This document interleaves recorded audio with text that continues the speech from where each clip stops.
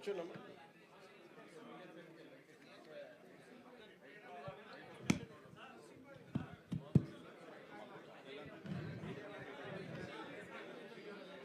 అందరు కనిపిస్తారు.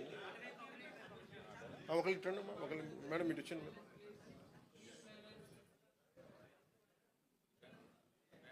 యశస్విని గారు మీరు ఇటు వచ్చాను అమ్మా. మీరు ఇటు వచ్చాను. మీరు ఉండండి, మీరు ఎక్కడ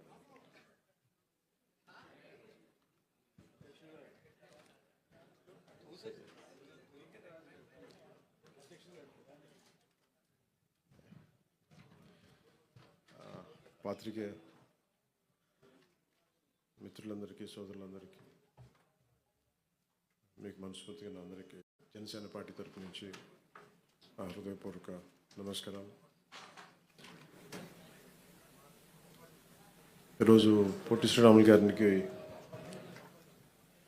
50 అడుగుల పైన వారి విగ్రహానికి ఈరోజు జనసేన నాయకులందరం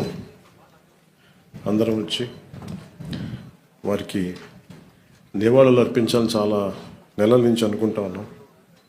కానీ దానికి ఒక సిగ్నిఫికెన్స్ ఉండాలి, దానికి ఒక ప్రత్యేకత ఉండాలని అనుకున్నాం.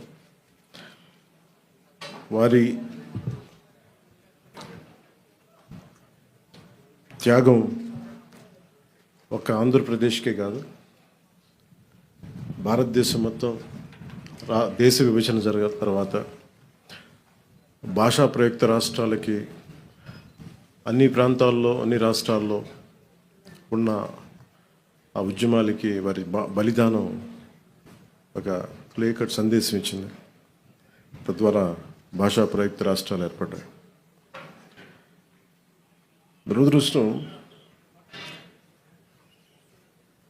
ఒక మహానాయకుడు, బలిదానాలు చేసిన వ్యక్తులు, మహానుభావులందరినీ కుల చట్టాల్లో ఇరికించడానికి, బంధించడానికి మన సగటు రాజకీయ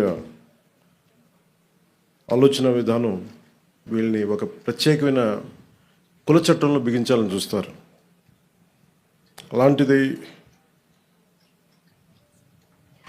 ఏ రోజు కూడా, ఈరోజు ఇన్ని కులాల సమూహాలు ఇవన్నీ ఆంధ్రప్రదేశ్లో ఉన్నాయి అంటే, ఒక ఉనికి ఏర్పడింది వారందరికీ అంటే అది పొట్టి శ్రీరాములు గారి బలిదానం.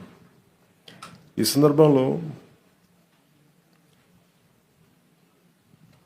ఎప్పటి నుంచో మనకి ఈ కులాల కొట్లాటలనే దేశం అంతా, ప్రత్యేకించి దక్షిణ భారతం, అటు ఆంధ్రప్రదేశ్లో మరి ప్రత్యేకించి తెలంగాణలో ఇంకా తెలంగాణ నినాదం ఉంది, తెలంగాణ ఉనికి ఉంది, తెలంగాణ భావోద్వేగం ఉంది. ఆంధ్రప్రదేశ్కి మంచి చెడో కానీ ఆంధ్ర అనే ఉనికి అయితే లేదు. ఆంధ్రప్రదేశ్కి ఉనికి ఇచ్చిన మహానుభావుడిని ఒక కులాన్ని కట్టేశాం. అది ఇంకా బాధేస్తూ ఉంటుంది. అలాగే కాస్ట్ బేస్డ్ మూమెంట్స్ వచ్చినాయి, సోషల్ మూమెంట్స్ వచ్చినాయి. రామ్ మనోహర్ లోహియా గారు లాంటి కాస్ట్ ఇన్ ఇండియా ఎలా ఉండాలి, ఏం చేయాలి, భవిష్యత్తు ఎలా నిర్మాణం జరగాలి, రాజకీయ నిర్మాణాలు ఎలా జరగాలి, అంబేద్కర్ గారు కోరుకున్న అనలైజేషన్ ఆఫ్ కాస్ట్, కుల నిర్మూలన, ఇవన్నీ జరుగుతాయో లేదో నిజంగా తెలియదు. కానీ వీఆర్ ఆల్ ఇంటర్డిపెండెంట్, ఒకళ్ళ మీద ఒకళ్ళు ఆధారపడ్డాం.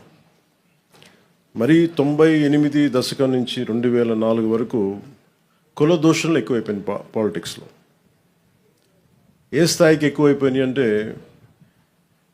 దాని పీక్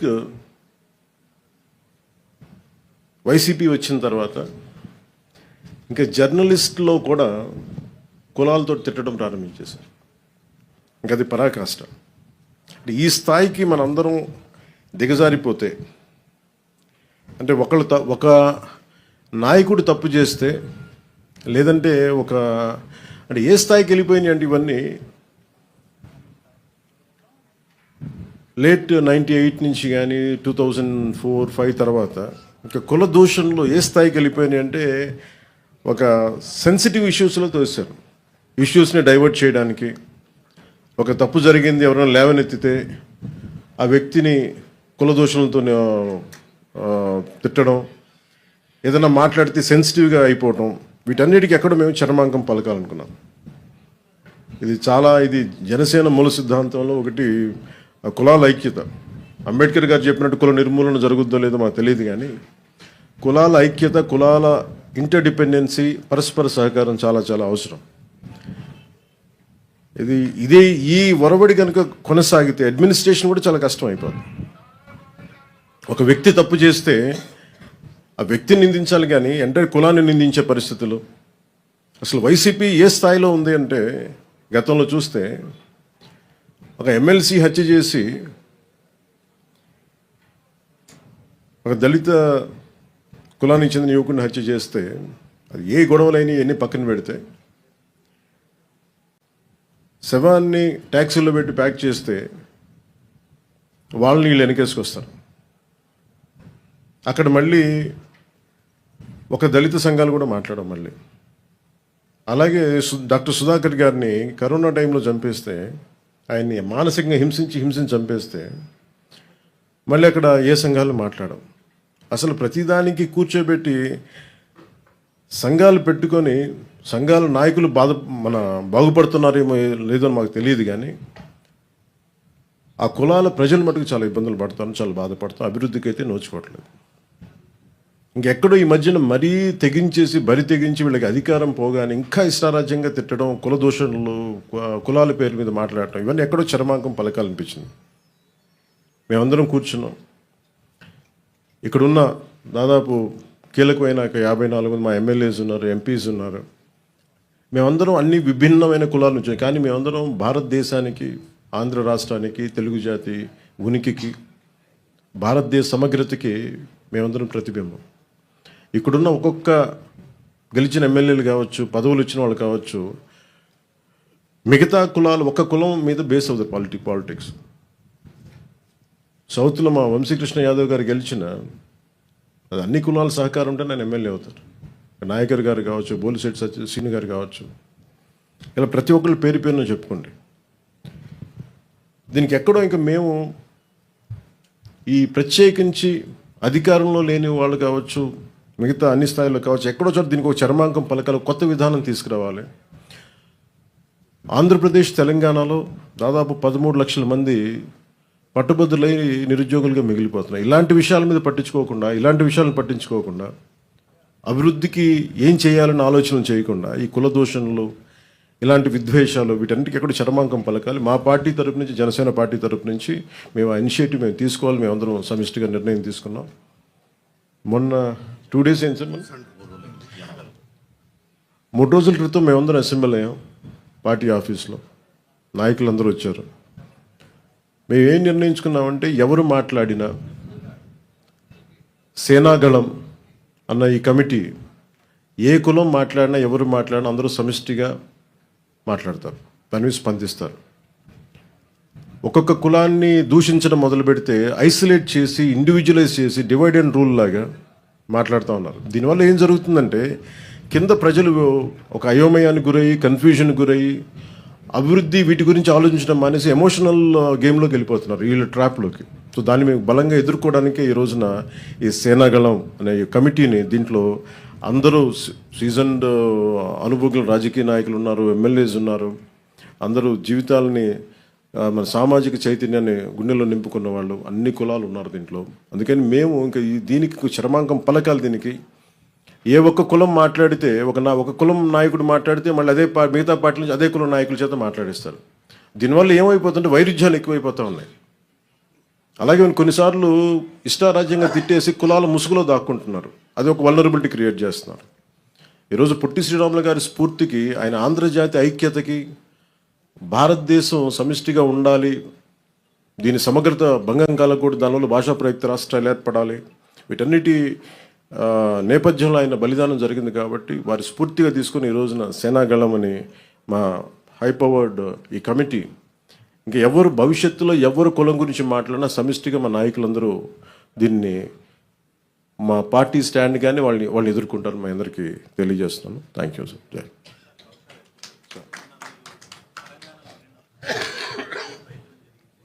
సార్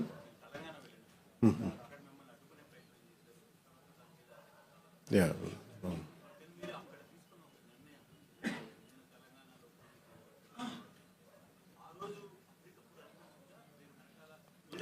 అంటే అసలు ఏముంటాయండి, ప్లాన్స్ ఏముంటాయండి? అంటే ఇది నేను నిజంగా చెప్పాలంటే అక్కడ పార్టీని కూడా నేను నాకు జర్నలిస్ట్ కాలనీలో నిన్న కూడా చెప్పాను, జర్నలిస్ట్ కాలనీలో పార్టీ ఆఫీస్ కూడా తీసేసాను నేను. కాకపోతే మా జన సైనికులు పోలేదు, మా నాయకులు వదలలేదు నన్ను.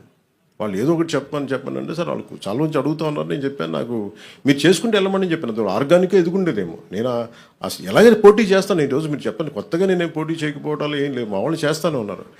అంత అసర్టివ్గా స్టేట్మెంట్ ఇవ్వాల్సి వచ్చింది. అంతేగాని దాని ఏదో కూర్చోమని ప్రీ ప్లాన్డ్గానో అయ్యేం లేదండి. ఎమోషనల్ ఏముంటుందండి పాలిటిక్స్లో?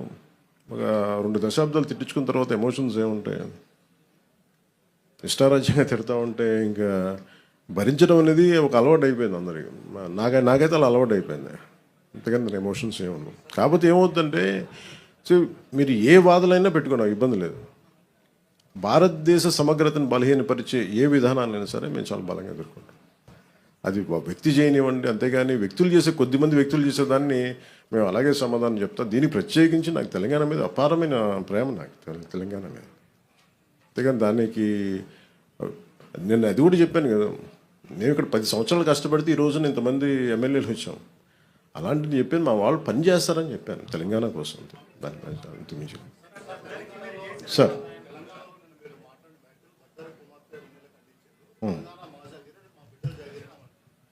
ఏదండి? అది ఎవరికి మాట్లాడాను? అది తెలంగాణ ప్రజలను ఉద్దేశించి కాదు కదా. తెలంగాణ 100% భూమిపుత్రులు జాగిరే కదా, దాన్ని ఎవడు కాదన్నారు. నేను అది కాదన్నా, నన్ను అడుగు పెట్టనివ్వనన్నారు. తెలంగాణ భారతదేశంలో అంతర్భాగం కదా. నువ్వు రాకూడదు, ఇక్కడ హాస్పిటల్ ఆపరేషన్ చేయించుకుంటూ ఒకళ్ళు మాట్లాడచ్చు, 10 మంది మాట్లాడచ్చు. కానీ గద్దర్ గారు ఎప్పుడు ఇలా మాట్లాడలేదు. మా అజయ్ కుమార్ గద్దర్ గారి శిష్యులే కదా. ఆయన ఉస్మానియాలో చదువుకున్న వ్యక్తే కదా, రాడికల్ మూమెంట్స్లో తిరిగిన వ్యక్తే కదా ఆయన. ఇది మేబీ వాళ్ళు ఏదైనా చూడకుండా ఏదైనా పొరపాటు అని ఉన్నారు, నాకు వాళ్ళు బాగా తెలుసు కదా, వాళ్ళ కుటుంబం కూడా. అది సరిగ్గా అర్థం చేసుకుని లేకుండా మాట్లాడుతుండొచ్చు, అంతకుమించి ఇంకేమన్నా. వాళ్ళంటే నాకు అందరికి చాలా ఇష్టం. నాకు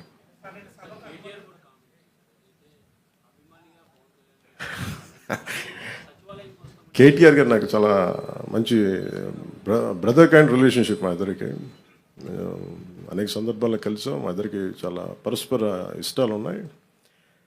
పాలసీల్లో ఒక మాట అటు ఉంటుంది ఇటు ఉంటుంది, కానీ ఆయన ఏమన్నారు నేను చూడలేదు. నాకు తెలిసి ఆయన తప్పుగా ఏం మాట్లాడుకుంటారు, నాకు తెలుసు అదే అనుకుంటా.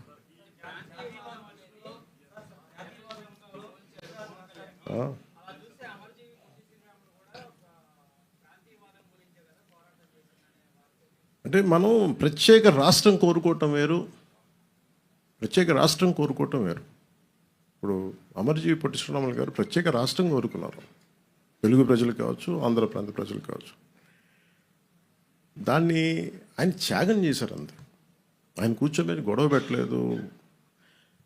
తెలుగు వాళ్ళందరికీ రాష్ట్రం కావాలని కోరుకోవటం వేరు, కానీ ఎక్కడ మిగతా వాళ్ళు రాకూడదు, అసలు అలాంటి దూషణ ఎక్కడ చేయలేదు. ఇది నేను అంటుంది ఏంటంటే, ఇట్స్ నాట్ అబౌట్ ఒక తెలంగాణ గురించో ఒక ఆంధ్ర గురించో కాదు. మీరు వెళ్ళే కొద్దీ విభజించుకుంటా వెళ్ళిపోతే, ఈ విభజన ఒక భూమికి మీరు సరిహద్దు వేయగలరు, కానీ మనసుల్లో వేసే ఈ విభజన, ఈ వేర్పాటు చాలా కనిపించు, చాలా లోతుకి వెళ్ళిపోతాయి. భవిష్యత్తులో మనం అద్భుతమైన అభివృద్ధి ఇవ్వలేకపోవచ్చు, కానీ కనీసం మన కనీస ధర్మం ద్వేషం ఏవైతే ఇవ్వకూడదు కదా సమాజానికి. అంతకుమించి తప్ప అంటే ఆయన్ని కూడా నాకు తెలిసి ఆయన ఒక రైట్ పర్స్పెక్టివ్లో అని ఉంటారు, కానీ ఒకసారి పూర్తి నేను చెప్పింది చూస్తుంటే నాకు అలా ఉండేది కాదేమో. అది మేము ఎప్పుడన్నా కూర్చున్నప్పుడు సరదాగా మేము మాట్లాడుకుంటాం. That's not at all issue.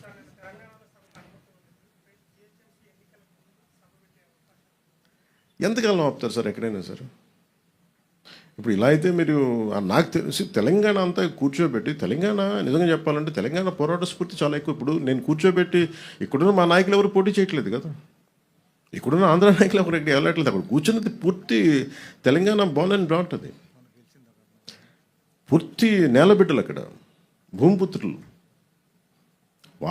వాళ్ళు పోటీ చేస్తారంటే ఆపేది ఎవరండి? వాళ్ళు సభ పెట్టుకుంటారంటే ఆపేది ఎవరు? ఎంతకాలం ఆపగలరు? ఇజ్ ఇట్ యాంటీ కాన్స్టిట్యూషనల్ కదా. ఈవెన్ తెలంగాణ పోలీసు కూడా అదే చెప్తారు కదా, ఒకరోజు ఆపగలరు, 2 రోజులు ఆపగలరు, కానీ అన్నా తెలుసు ఎక్కడ ఆప్ చేయలేదు, జరగదు కూడా. అది అది ఉన్న ఏదో ఒక మేబీ ఆ సందర్భం నాకు తెలిసి ఇది ఒక్కళ్ళు కూర్చొని చేసింది కాదు, ఏదో అది చిలికి గాలి వల్ల అయిందనుకుంటున్నాను. అంతకుమించి నేను నిజంగా చెప్పాలంటే నేను అడిగారు మన ఛానల్లో కూడా మన మన కొంతమంది జర్నలిస్ట్ సోదరులు కూడా అడిగారు, ఏదైనా కాన్స్పిరసీ ఉంటుంది అంటే ఏముంటుంది కాన్స్పిరసీ, ఏదో ఒకళ్ళు కూర్చోటి మాట్లాడి కాకపోతే దేనికి తక్కువ అంటుకుంటుందంటే మన దేశంలో బతకడం మన హక్కు కదా.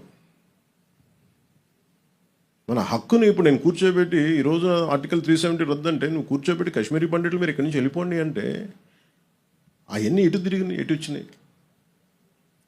అలాంటి కొద్దిమంది మాట్లాడటం దేశానికి శ్రేయస్కరం కాదు. నాకేదో జరుగుద్దని కాదు, నాకేం జరుగుద్ది, నాకు దాని గురించి అసలు ఇబ్బంది లేదు. ద్వేషం ఒక విద్వేషాలకి ద్వేషాలకే ఒక ముగింపు పలకాలనే కదండి. విద్యార్థులు ఏం ద్వేషం ఉంటుంది, యువతలు ఏం ద్వేషం ఉంటుంది. ఇప్పుడు ఇందాక కలిసినప్పుడు వాళ్ళు కూర్చోబెట్టి ఇద్దరు భార్యాభర్తలు ఇద్దరు, ఒకళ్ళు నల్గొండ నుంచి ఇంకొకళ్ళు ఇక్కడే మన గుంటూరు నుంచి సంబంధ బాంధవ్యాలు ఉంటాయి, వ్యాపారాలు. నేను అది కూడా చెప్పాను. ఆంధ్రాకి వచ్చి ఎంతమంది 2014 నుంచి 24 దాకా, ఇప్పుడు నాకు తెలియదు కానీ నా కాంట్రాక్ట్స్ నేను చూడను కానీ 14 నుంచి 24 దాకా ఎంతమంది తెలంగాణ కాంట్రాక్టర్స్ ఇక్కడ కాంట్రాక్టులు తీసుకున్నారు. అలాగే తెలంగాణలో ఎంతమంది ఆంధ్ర కాంట్రాక్టర్స్ అక్కడ కాంట్రాక్టులు చేశారు. నేనేమంటున్నానంటే ఇవన్నీ మీరు జరుగుతున్నప్పుడు ప్రజల మధ్య ద్వేషం దేనికని అవి తీసుకురాకుండా అంత ఒక కైండ్ ఆఫ్ రిక్వెస్ట్ అది సార్. నాకు నిజంగా తెలియదు సార్, ప్రాబ్లం నేను నిజంగా చెప్తాను కదా, నాకు మా వాళ్ళు పోరు పెడితే వెళ్ళాను సార్. నేను మా వాళ్ళు 12 సంవత్సరాల నుంచి అడుగుతున్నారు. నాకు తెలుసు వెళ్తే ఏదో ఒకటి అంటారు, మళ్ళీ నాకు ఎందుకులే అని చెప్పి నాకు 12 సంవత్సరాలు వెయిట్ చేసిన తర్వాత పుష్కర కాలం తర్వాత అంత ద్వేషం ఉండదని అనుకున్నాను. మా వాళ్ళని అడిగితే ప్రేమగా వెళ్ళాను. దానికి నాకు నిజంగా సభకి అనుమతి ఇచ్చుంటే చాలా ఈజీ చిన్నగా అయిపోయేదేమో, నాకు అదే అనిపిస్తుంది.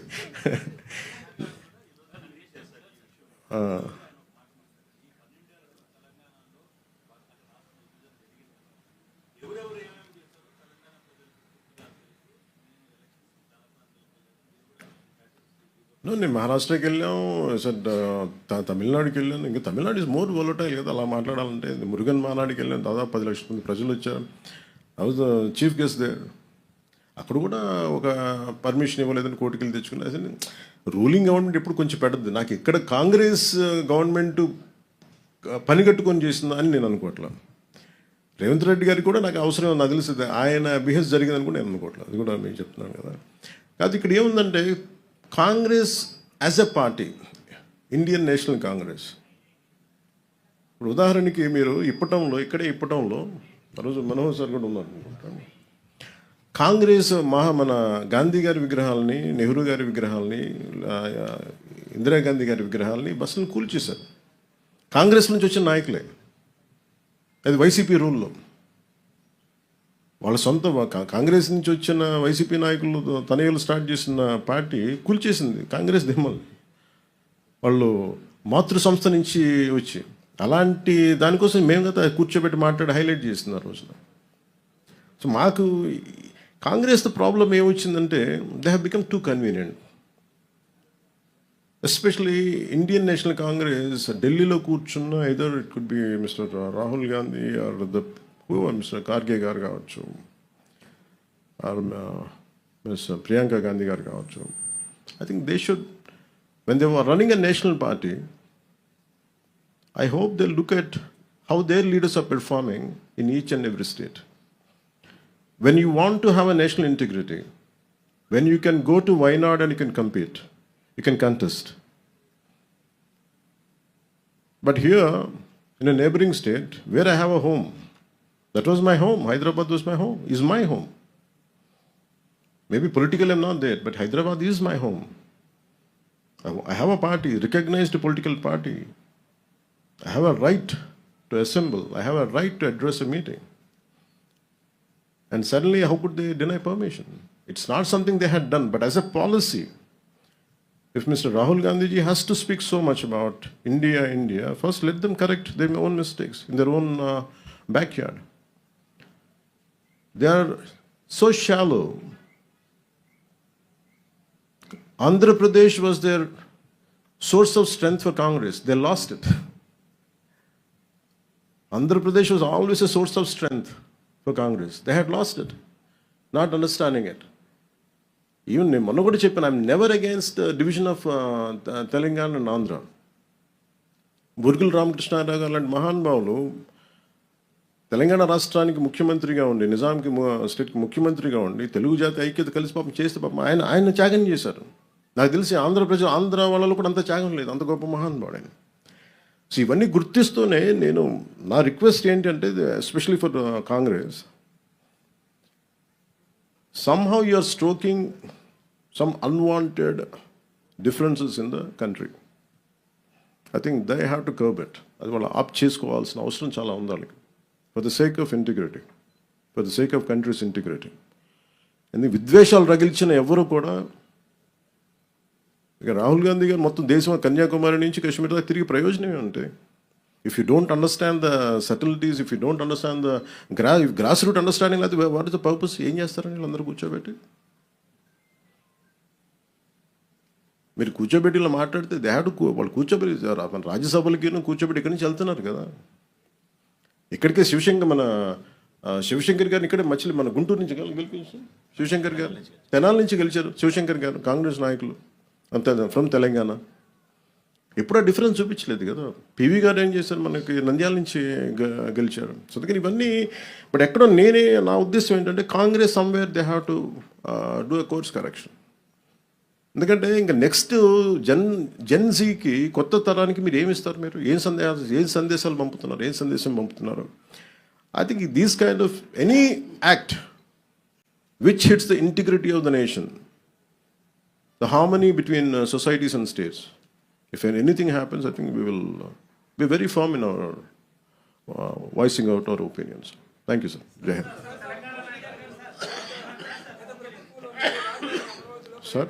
Sir.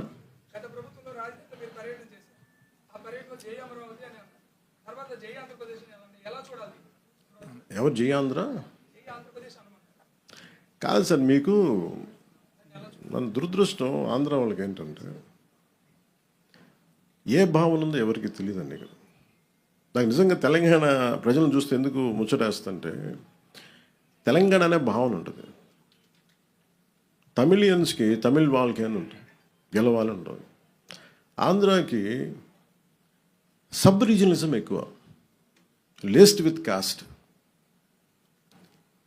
అందుకు ఇక్కడికి వచ్చి పెట్టాం. మీరు అడిగిన ప్రశ్నకి ఎందుకు పెట్టాం ఇక్కడ అంటే, అట్లీస్ట్ మీకు ఏదో ఒక భావన, ఆంధ్ర అన్న భావన ఉంటే మంచిదని. ఇప్పుడు జయమరావతి అంటే ఏమవుద్దో చెప్తాను. ఎందుకు చెప్పానంటే ఆ మాట, మీరు కనెక్ట్ అవ్వరు.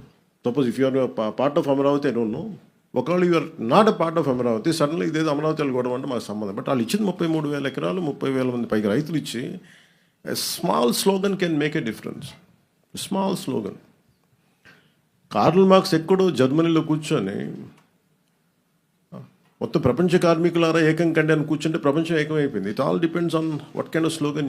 అందుకే నేను ఆ ఉద్దేశంతో చెప్పాను తప్ప, మీరు కూర్చోబెట్టి జై ఆంధ్ర అని కూర్చోబెట్టి నన్ను ఉన్నత స్థాయికి వెళ్ళమని చెప్పాలి. At least have an identity, some kind of identity which is good for the state.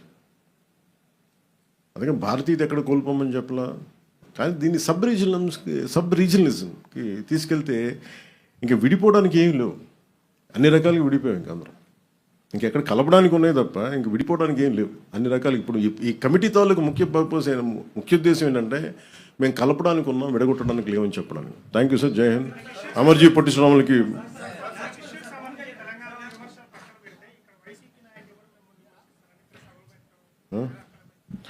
వాళ్ళు ఇలాంటి సభలు పెట్టకపోతే కదండి వాళ్ళు ఇక్కడ దాకా 11కి వచ్చారన్న. అంటే వైసీపీకి రిపీటెడ్ చెప్తున్నా, వీళ్ళు రౌడీజం చేస్తాం, గుండాగర్దీ చేస్తాం, భయపెట్టేస్తాం, నరికేస్తాం అంటే, వీటికి భయపడే వాళ్ళందరూ ఇంతమంది పాలిటిక్స్కి ఎందుకు వస్తారండి? ఆడబిడ్డలు ఎందుకు పాలిటిక్స్కి వస్తారు? రౌడీలు కానీ గుండాలకి భయపడితే there is a policy matter. మీకు నచ్చిందా పాలసీ? మీకు అమరావతి ఎంత కావాలో అంత కావాలా, 3 రాజధానులు కావాలా, అదేదో అదే చెప్తున్నాను. అదేదో నచ్చరాగా ఉంటుంది పేరెంట్. అందుకే అంటే నేను ఎంత ల్యాండ్ కావాలి అనేది అదొక, ఇట్స్ ఆల్ డిపెండ్స్ ఒక్కొక్క విషయం. సో ఫైనల్లీ 2014లో ఒక డెసిషన్ తీసుకున్నారు. 30,000 ఎకరాలు, 33,000 ఎకరాలతో క్యాపిటల్ చేద్దామని చేశారు. అది కనీసం అమరావతికి పరిమితమైంది. అండ్ నాకు తెలిసి ఎన్ని కిలోమీటర్లు సార్? ఒక హౌ మెనీ కిలోమీటర్లు? ఓకే, ఒక అమరావతి వరకు తీసుకుని ఒక 33,000 ఎకరాలు అనుకుంది. ఇప్పుడు ఆయన మన ఆయన ఆయన గత ముఖ్యమంత్రి వాళ్ళనే మాట్లాడి కూర్చోబెట్టి మచిలీపట్నం అంట, విజయవాడ అంట, గుంటూరు అంట, వాళ్ళు ఇంకా పెంచేశారు. 3 రాజధానులు అయిపోయినాయి. ఇప్పుడు మొత్తం 3 జిల్లాలతో కలిపి రాజధాని కావాలంటే ఇప్పుడు వాళ్ళకి అది వచ్చింది. నేను అలా చూస్తున్నాను దాన్ని. అంటే మొత్తం మళ్ళీ రియల్ ఎస్టేట్లు అమ్ముకోవచ్చు, ఇంకోటి చేయొచ్చు. ఎప్పుడు సాగుద్ది? చాలామంది చచ్చిపోతారు ఇవన్నీ ఈ లోపు. చాలామంది పోతారు. ఎందుకంటే అంతకాలం ఒక రాజధాని నిర్మాణం కానీ ఇవన్నీ కూర్చోవాలంటే రూమ్ ఒక రాత్రికి రాత్రి నిర్మింపబడలేదు కదా. హైదరాబాద్ రాత్రి నిర్మింపబడిందా? ఈ రోజుకి మీకు సైబరాబాద్కి వెళ్తే 30-40 సంవత్సరాల క్రితం 30 years బ్యాక్ స్టార్ట్ అయిన సైబరాబాద్ ఇంకా కన్స్ట్రక్షన్ జరుగుతూనే ఉంటుంది. ఇంకా అవ్వలేదు, అది ఎప్పటికీ అవ్వదు కూడా. అది కాన్స్టెంట్ కరెక్షన్ నిర్మాణం జరుగుతూనే ఉంటుంది. అలాంటిది ఒక కొత్త రాజధానికి అదే కదా మన దేశం. నేను కోరుకుంది, మన రాష్ట్రంలో అదే కోరుకుందా. ఐక్యత లేదు, ఒక ఏకాభిప్రాయం లేదు. ఇది నాకు ఒక అభిప్రాయం ఉంటుంది. ఇంత రాజధాని ఏ సైజులో ఉండాలి నాకు ఒక అభిప్రాయం. కాబట్టి ఇంక అందరం కలిసి ఒక నిర్ణయం తీసుకున్నారు కదా. తీసుకున్నప్పుడు ఇంక దాన్ని ముందుకు తీసుకెళ్ళాలి, దానికి ఒక ఆచరణలో పెట్టాలనుకుంటాం తప్ప ఇంక దాన్ని ఇంకా కన్ఫ్యూజన్ తీసుకొచ్చి ఇంకా దాన్ని చండాలం చేసి ఇది కొంచెం రైట్ ప్రాసెస్ కాదు సార్. మీది last question sir. Thank you sir.